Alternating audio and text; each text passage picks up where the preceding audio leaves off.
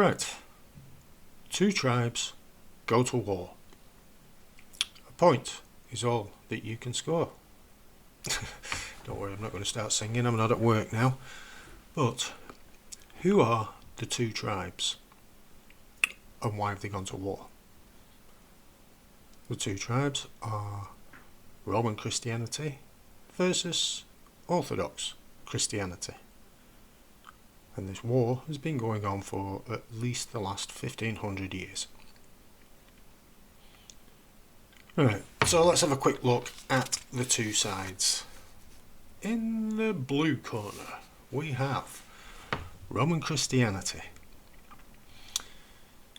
Now, Roman Christianity first came about by the Danites, the Tuatha Dan and the tribe of Dan, who took British Christianity back to Rome around about 3,000 years ago when they got kicked out of Ireland by the Milesians. That's a different video.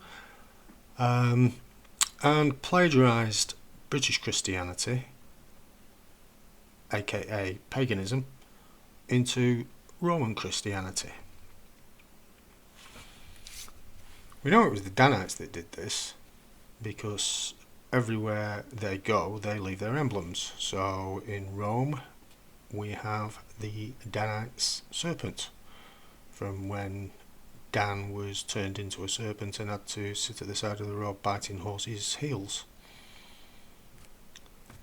In Rome, on the emblem of Rome, we find the Danites eagle, and we also find the Danites griffin.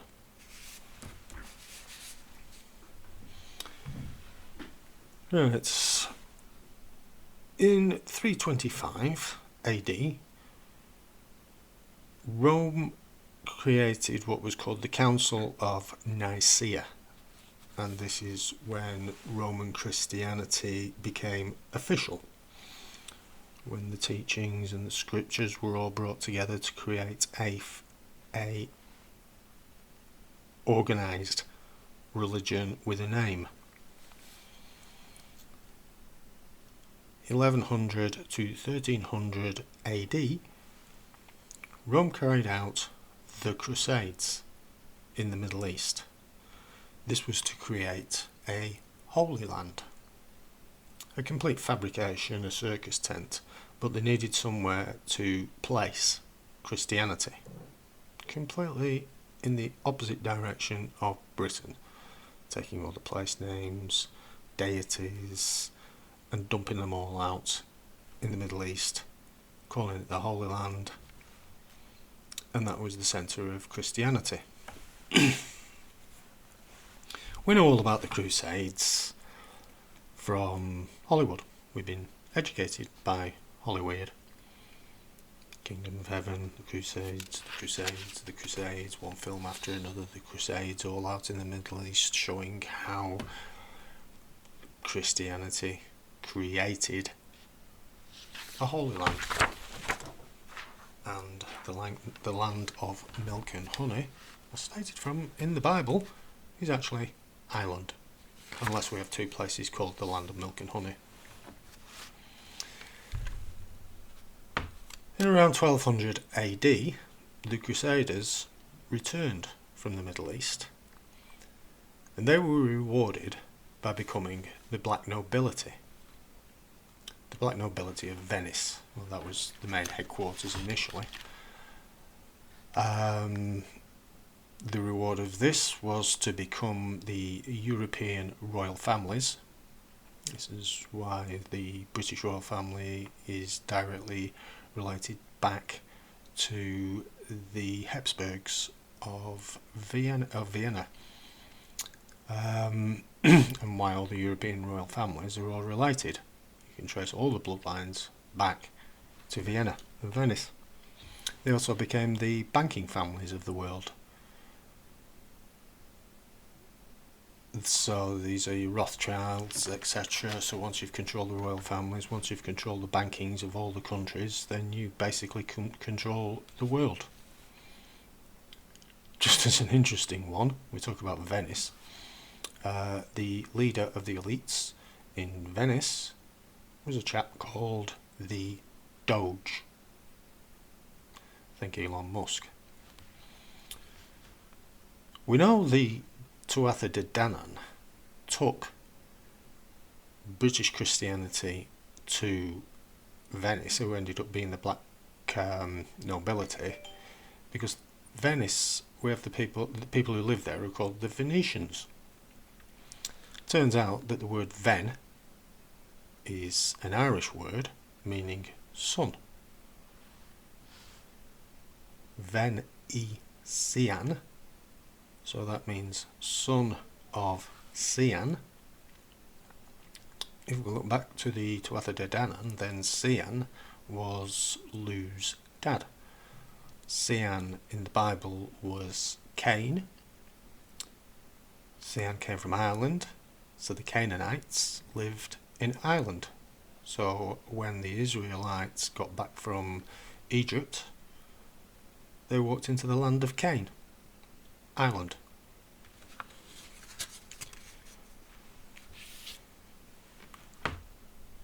The Holy Roman Empire was used to stamp out British Christianity,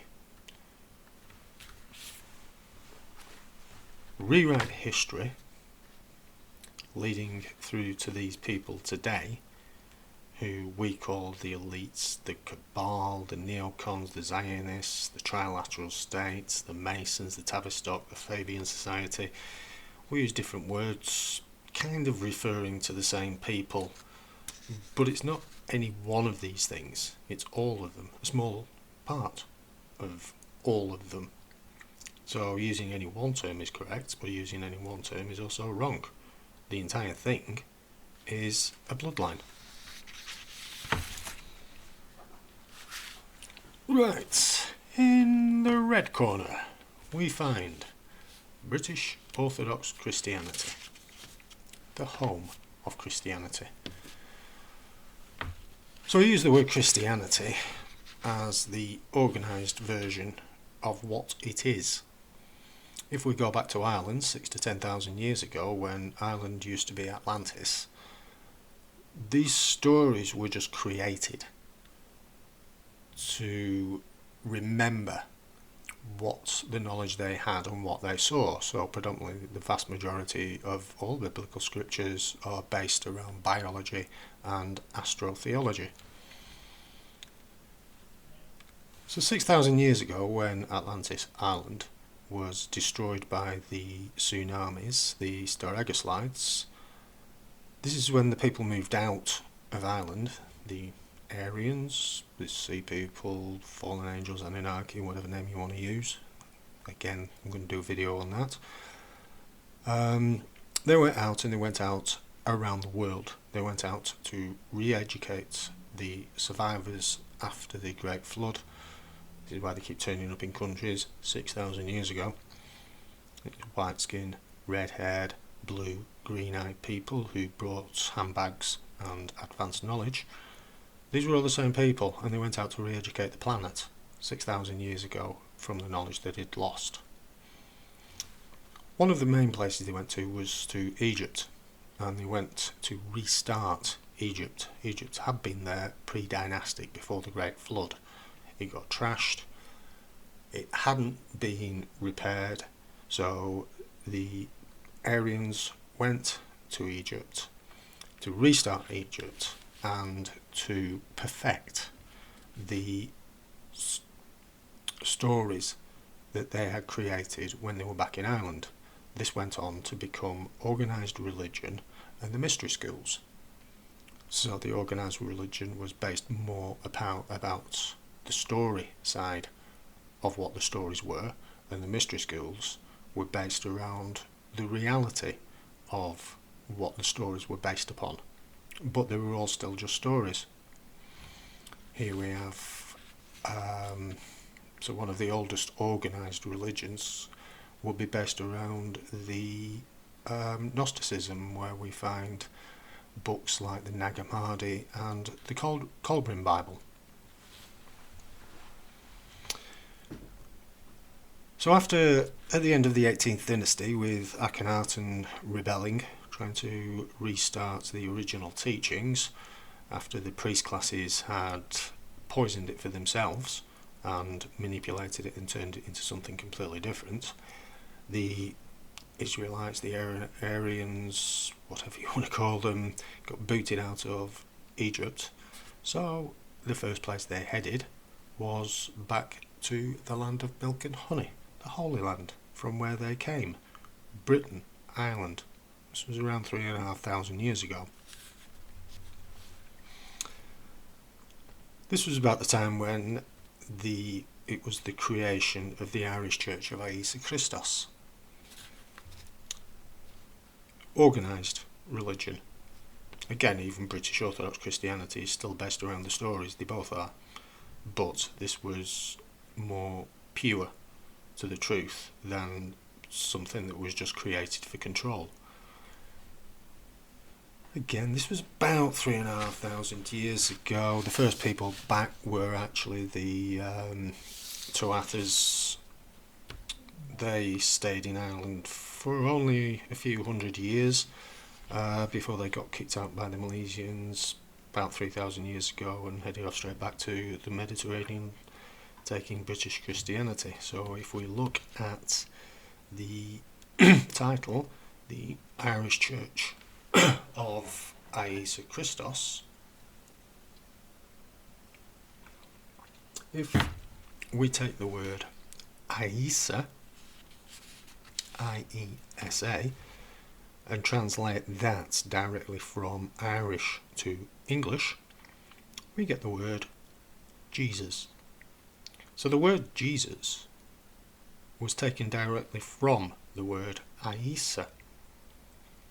And if we listen to Conor McDowry, we have Iesa, the sun god, translated to Jesus, the Son of God. And just for flamenco's missing 1,000 years thing, I know a lot of people look at these dates and see lettering or ones before the dates. So lot one is coins. So if we look at this one, we can either read the word 1560. Sometimes that one will look like a J, and it'll read J 560, the J being Jesus. Sometimes it'll be a C, and that'll be Christ 560. And sometimes it's an I. As we've now found out, the I stands for Iesa, Iesu Christos. So I 560.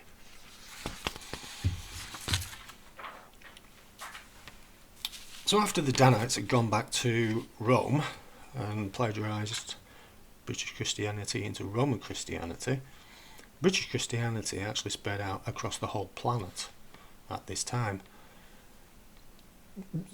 2,000 to 3,000 years ago. It went to the Americas, to South America, it went down into Africa, into Asia, and spread right across Europe and Russia, from Britain all the way across to Eastern Russia. As we look across at the landmass, I mean, you've got the tribe of Gad, who are known as the Goths in Germany, the barbarians.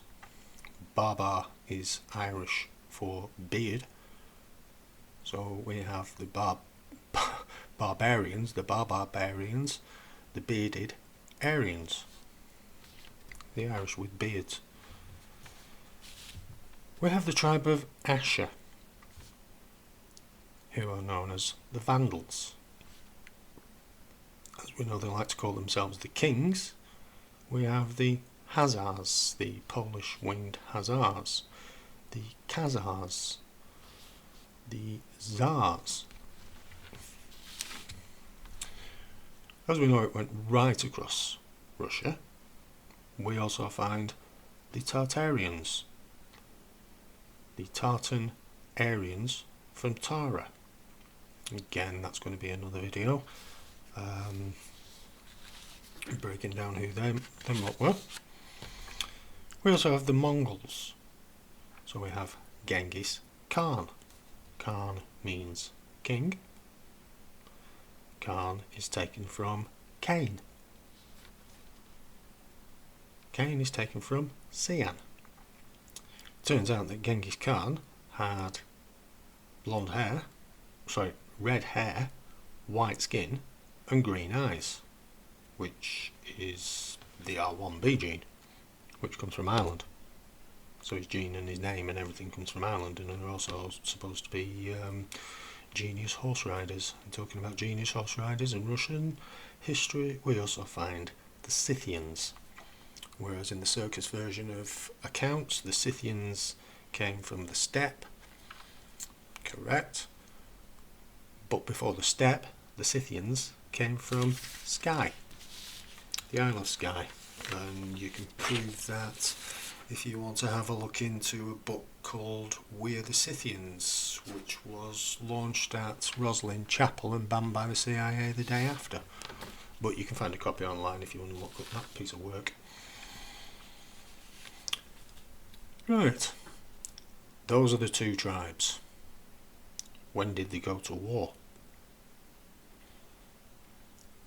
For the last 500 years, Rome has been attacking Russian Orthodox Christianity.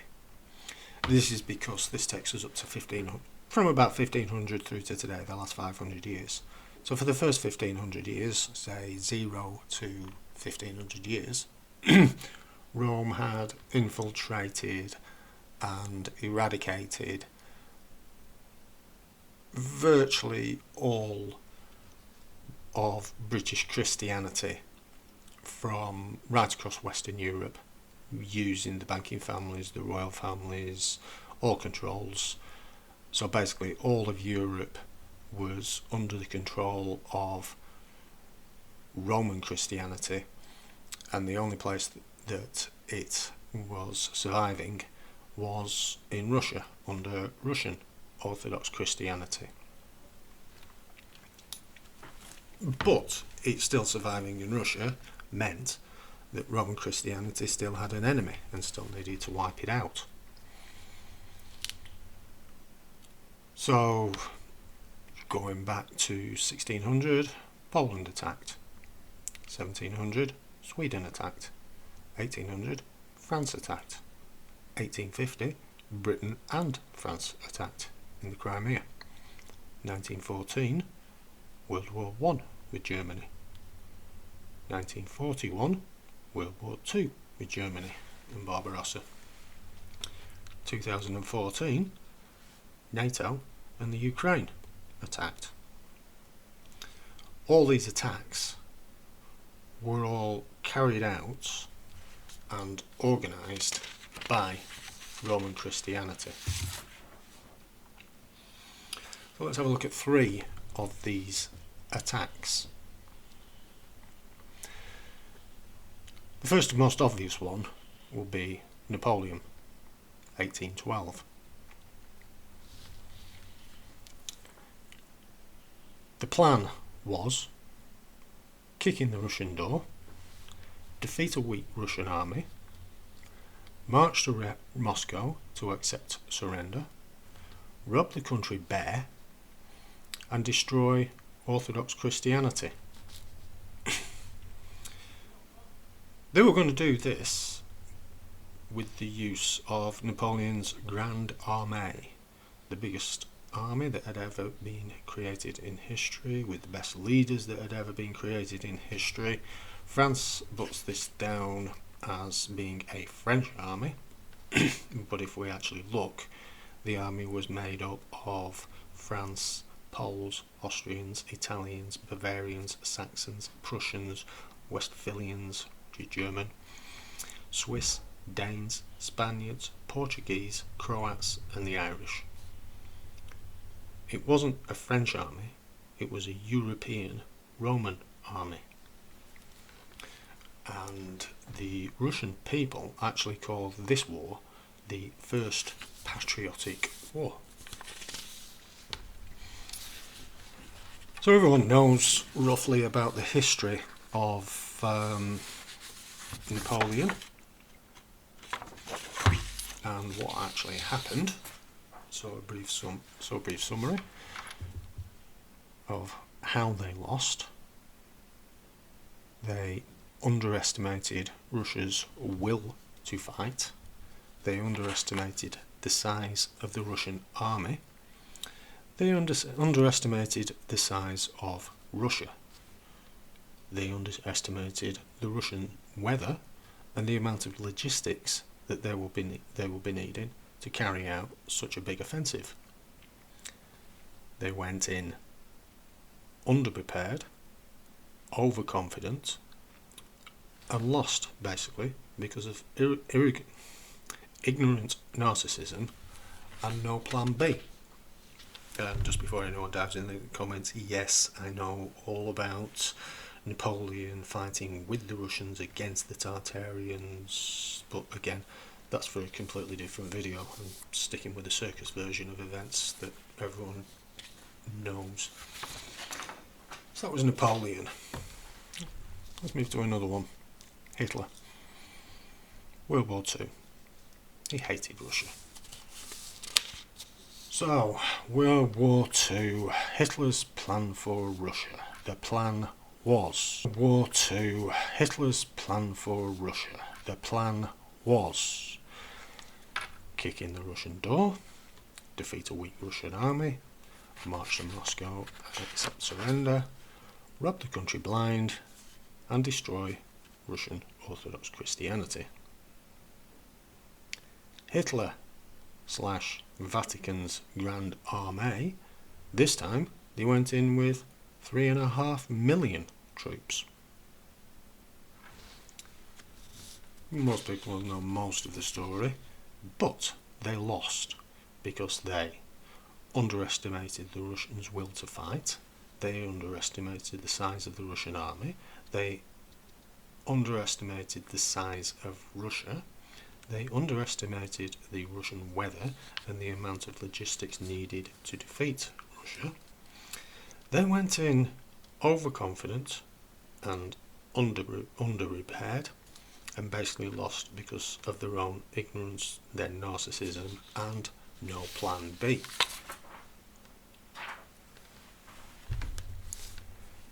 NATO and the Ukraine 2014.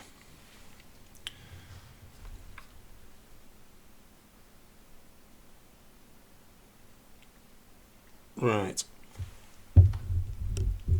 The plan was first laid down in around the mid-90s, 1994. They'd made the planning for about 20 years. The idea was to build up the Ukrainian army, have full NATO support, provoke Russia into a conflict, and then we go into the plan. Kick in the door by starting a genocide against the Russian civilians living in the Donbass, making Russia respond and protect its own people. Defeat a weak Russian army, march to Moscow and replace Putin, rob the country blind, and destroy Orthodox Christianity. I had that one before somewhere. This time, the Ukraine, NATO, Vatican army, 5 million. NATO's made up of around about 4.5 million troops, and Ukraine had about 500,000 troops. The fighting's still going on, but Ukraine have lost. Badly. But they're doing a Hitler and just refusing to surrender because that will be showing signs of weakness, and Nazis aren't weak, so they will fight to the last Nazi, but they've lost. And they lost because they underestimated Russia's will to fight. They underestimated the size of the Russian army. They underestimated the size of Russia and the logistics needed to defeat Russia. They went in underprepared and overconfident. They lost because of their own ignorance, their own narcissism, and they didn't have a plan B. So what happens if Russia objected? I'm looking at what's going on in the Ukraine and what has gone on. I just kept coming back to a saying that Einstein said. If Einstein said it, that repeating the same thing over and over and expecting a different result is a sign of insanity. But them doing the same thing over and over, not being able to predict what would happen if they did what they did, like it seems the rest of the world did. Everyone was been shouting at them for months, do not touch the money in Belgium, or you will completely collapse the financial structure of all of Europe. They didn't believe us, they tried to do it, and they're going to get screwed for it. So these elites, these people, this bloodline under Roman Christianity, the more you look at them, the more you're thinking, one, they have no imagination. They can't forward plan anything. I keep hearing the word, oh, they're playing 4D chess. I don't think they're playing 4D chess. I don't even think they're playing 4D tiddlywinks. They haven't got a clue what they're doing, because every time they do something, we can see what's going to happen. They can't. And yet it still gets played out. They're not stupid, but they're acting like they are stupid. They have no special powers. They are God's chosen people. They don't have 24 chromosomes. They aren't the X-Men. 24 being the letter X. They have 23 pairs, just like us. They're no different from us. In fact, with all the interbreeding that they've been doing over the centuries, thinking they're perfect, they just aren't.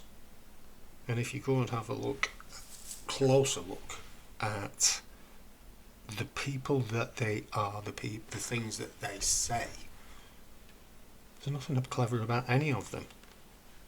The public figures that they put forward: Trump, Starmer, Merz, Zelensky, Macron, Soros, Gates, Blair, Clinton, Bush.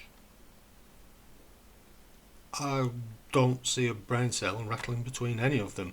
In fact, all I do see is weak, spineless, lazy socialists, grifters. And this would extend also to people like Hitler and Napoleon, because if you go and look at their histories and their growing up, they're no different. Mummy's boys.